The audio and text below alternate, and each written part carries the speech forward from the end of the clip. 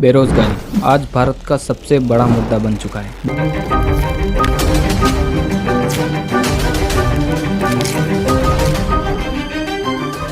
बेरोजगारी इस हद तक बढ़ चुकी है कि पीएचडी किए हुए लोग एक चपरासी की नौकरी पाने के लिए तरस रहे हैं। एक रिपोर्ट के अनुसार भारत में 15 से 29 वर्ष की आयु वाले लोगों में बेरोजगारी पहले 15.8% थी, जो कि अब बढ़कर 16.1% हो गई है। और यही हमारे प्रधानमंत्री और कुछ रिपोर्टर्स का कहना है कि भारत अब दुनिया की लार्जेस्ट इकोनॉमी बनने वाला है। India will be the third largest economy soon. When India grows, the whole world grows.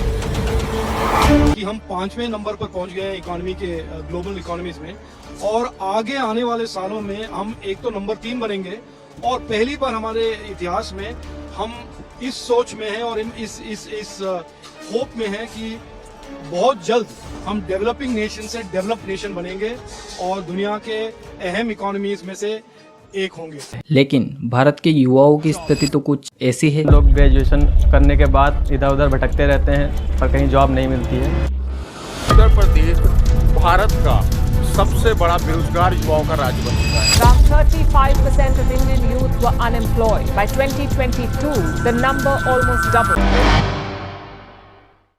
अब ये अनएम्प्लॉयमेंट क्यों बढ़ रही है और इसके बारे में और लोगों का क्या कहना है, ये जान लेते हैं। इंटरनेट पर जब मैं इस टॉपिक के लिए रिसर्च कर रहा था, तब मैंने बहुत सारे आर्टिकल्स पढ़े और कई सारे वीडियोस भी देखे, जिन वीडियोस में कुछ का कहना था कि इंडिया का यूथ तो एम्प्लॉयबल ही नहीं है, या यूं कहे कि भारत के लोग रोजगार के लायक ही नहीं है। और कुछ ने तो हमारे एजुकेशन सिस्टम को ही बेरोजगारी का कारण बताया है, और कुछ ने कहा कि इसमें सरकार की गलती है। अब इन तीनों बातों को हम लाइन से समझते हैं कि ये किस हद तक सही है और किस हद तक गलत।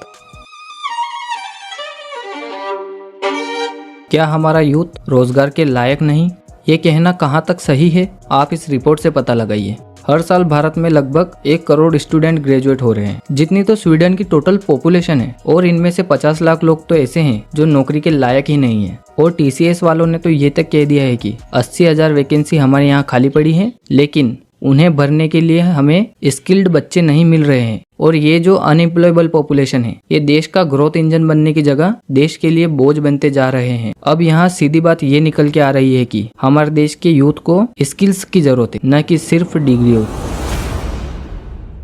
एजुकेशन सिस्टम, क्या सच में हमारा एजुकेशन सिस्टम ऐसा बनाया गया है कि सभी को रोजगार मिले ही ना? एजुकेशन सिस्टम आपको गरीब बनाता है, आपको बुद्धू बनाता है, आपको कुएं का मेंढक बनाता है। बहुत देसी बात करें, हम कहते हैं एजुकेशन को हम जोर क्यों देते हैं। मिडिल क्लास आदमी स्पेशली कहता है देखो एजुकेशन करेंगे, अच्छे स्कूल में जाओ, अच्छे कॉलेज में जाओ, अच्छी नौकरी करो। क्यों? पैसे कमाने। और तुम्हारा एजुकेशन सिस्टम तुम्हें पैसे नहीं कमाने देगा।